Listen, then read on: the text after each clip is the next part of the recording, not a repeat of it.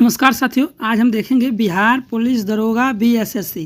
यानी देखिए बिहार पुलिस का जो है पेपर लगता है कि 2024 में होने की संभावना जताई जा रही है, क्योंकि इस पर जो केस चल रहा है उसमें लग नहीं रहा है कि अभी इसका पेपर होगा।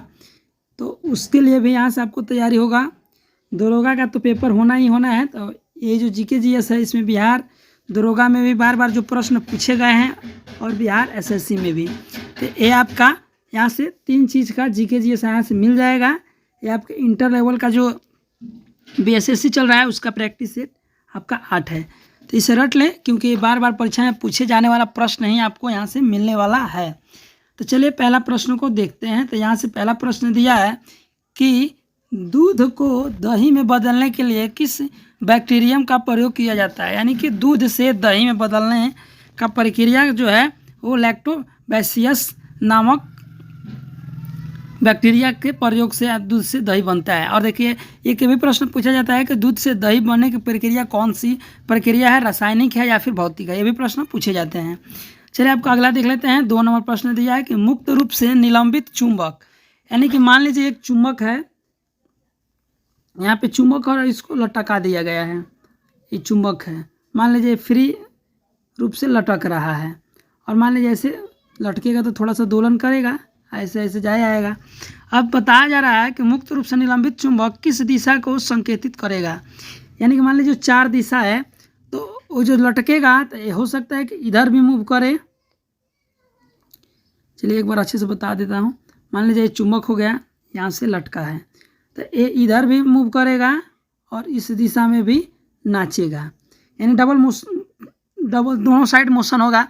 अब आपसे पूछा जा रहा है कि जो लटका रहेगा तो ये चुंबक है किस दिशा को इंडिकेट करेगा, नॉर्थ साउथ ईस्ट वेस्ट।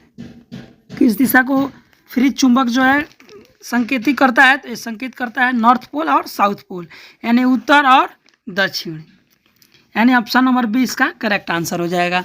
और अगर चैनल पे नए हैं और अभी तक चैनल को सब्सक्राइब नहीं किए हैं तो प्लीज़ चैनल को सब्सक्राइब करने के साथ साथ बेल आइकन जरूर दबा दें। तो तीसरा प्रश्न दिया है कि संविधान के अनुसार किस अनुच्छेद के तहत जीवन की रक्षा और वैयक्तिक स्वाधीनता का प्रदान की गई है। यानी किस अनुच्छेद के तहत आपको स्वाधीनता की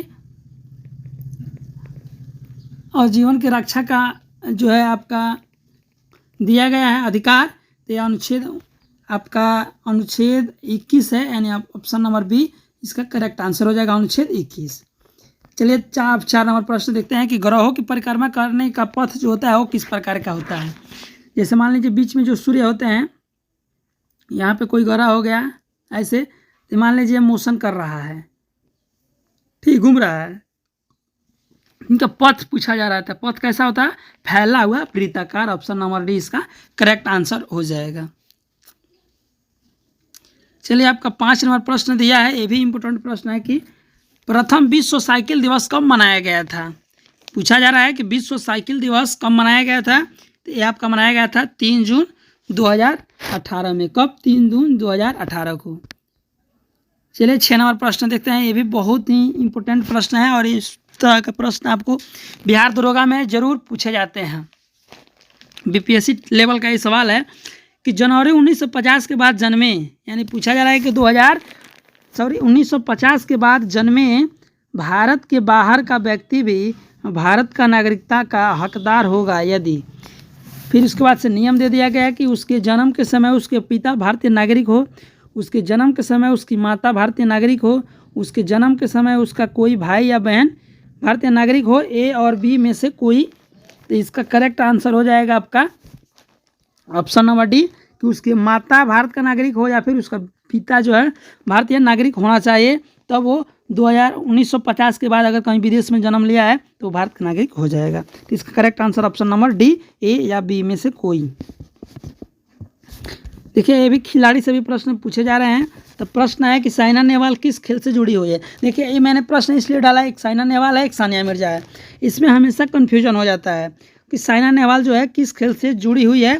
तो ये आपके ये आपके बैडमिंटन की है। और इसलिए मैंने प्रश्न डाला कि एशियन कप में एक कांस्य पदक जीती हुई है।